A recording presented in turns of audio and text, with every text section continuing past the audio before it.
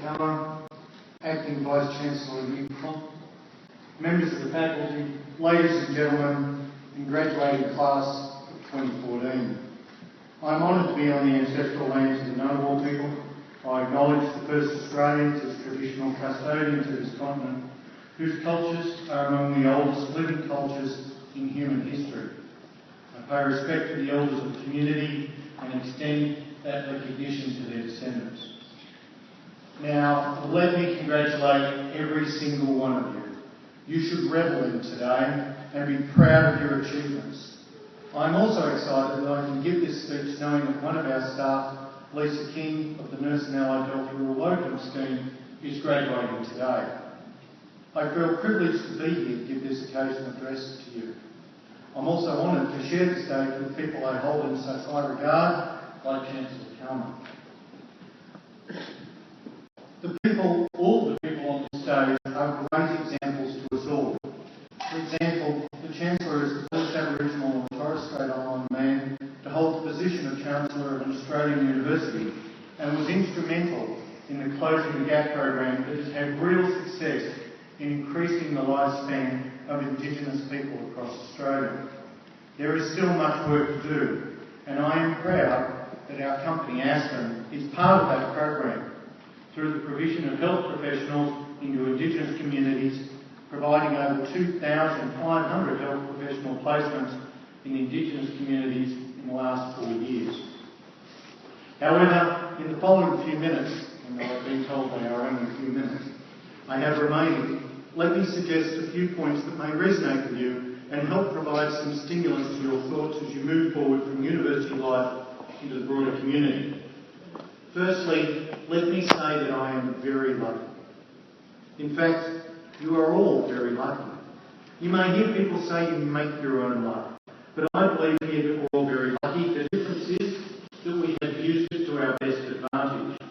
We live in Australia, we have the freedoms of lifestyle that we can enjoy here, we live in a city as lovely as Canberra, and a university as forward-thinking as you see.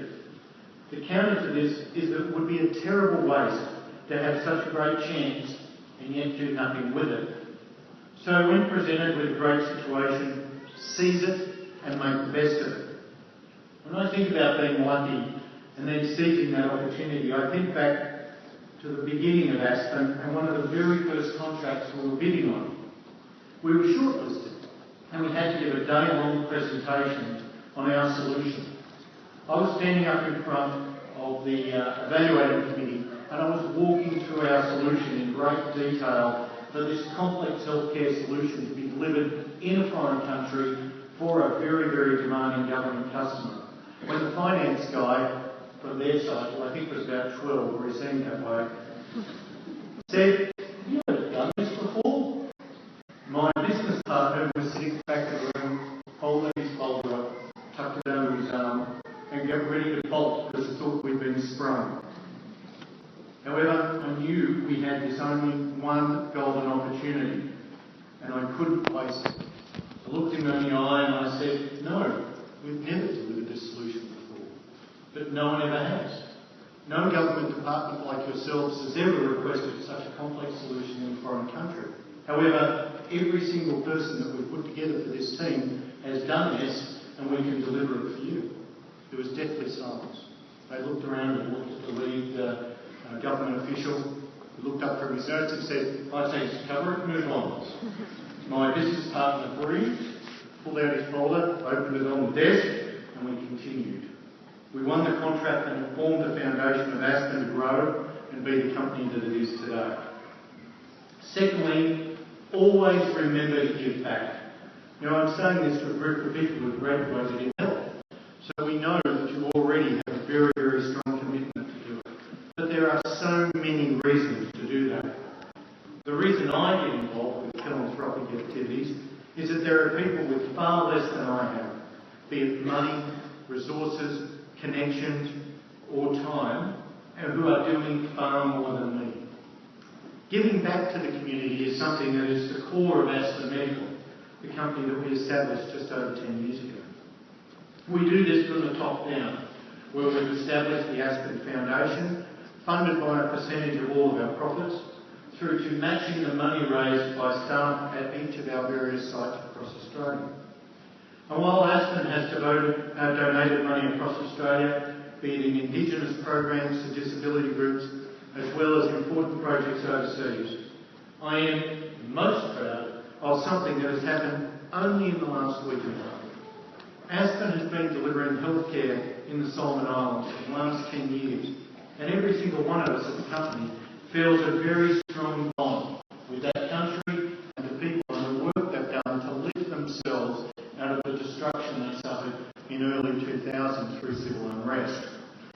You may not be aware, but last week there were horrendous storms and flooding across the Solomon Islands. On Friday, when our team in Canberra heard of the devastation, homes being washed away, businesses destroyed, people killed, they started collecting clothes, blankets, tarpaulins, money to buy rice, food, and then coordinated the shipment to the Solomons. This was not a corporate-run activity or something directed by me. This was from the grassroots of every one of us staff. On Tuesday this week, the first shipment of 720 kilos of relief food, clothing and emergency shelters were delivered to Honiara and distributed to the neediest. The next shipment is already boxed up and is on its way and should arrive later this week. This sort of grassroots philanthropy is a brilliant example to us all. My third point is to read. Gather knowledge and expand your views or experience. You may feel you've had your fill graduating now, and yet there is still more to learn. Discuss ideas. Be prepared to change them. None of us have the mortgage on knowledge. It does not matter how much you know, you can never know enough. Find ways to draw on that new knowledge. It could be listening to podcasts while you go to the gym. It could be reading at night before you go to bed. It could be browsing the paper over breakfast, or carving out some time every day or week to read. I'm always concerned when I see politicians who state they will not change their view or their position. This strikes me as a dangerous concept, where they refuse to take into account new information, alternate opinions, refusing to listen to different logic. I ask you to keep an open mind, use the information you read and hear, grow your perspective, and change if necessary. Fourthly, you might find this difficult having graduated today. You are not the most interesting person in the room. By that I mean, listen to others, ask what they do, see what interests them, why they are excited by their job, and what they want from their future. You may find that they are far more interesting than you. You will also come to appreciate the diversity of interests and what motivates people. You can create networks, make connections, and it puts you and your achievements into perspective. A few years ago I was skiing with my family in Perisher. My wife and I have a child with Down syndrome. And we put him into ski classes, but we watch him from inside so that we can see what goes on and yet not distract him. For any of you who have been to the food hall in Perisher, you would know that there are never enough tables. So you always end up having to share them. On this occasion, I offered my chair to a woman who was wandering around forlornly with coffee and a donut, desperately looking for somewhere to sit. We got chatting and found out she was from an organisation that had just taken over responsibility for delivery in quite a remote site, but had no healthcare solution, and her job when she got back from holidays was to sort it out. I told her what we did, and by Monday, after the holidays, we presented to her and her team our capabilities, our ability to deploy immediately to support their urgent need, and how quickly we could be there.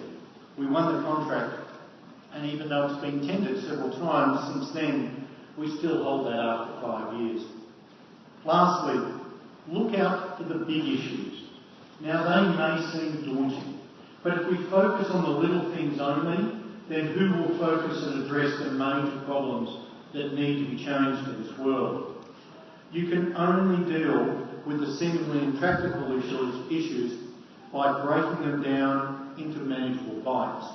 Nowadays, we expect so many things to happen instantly. But we need to pick things that are important to do, big things, and then break them down and down.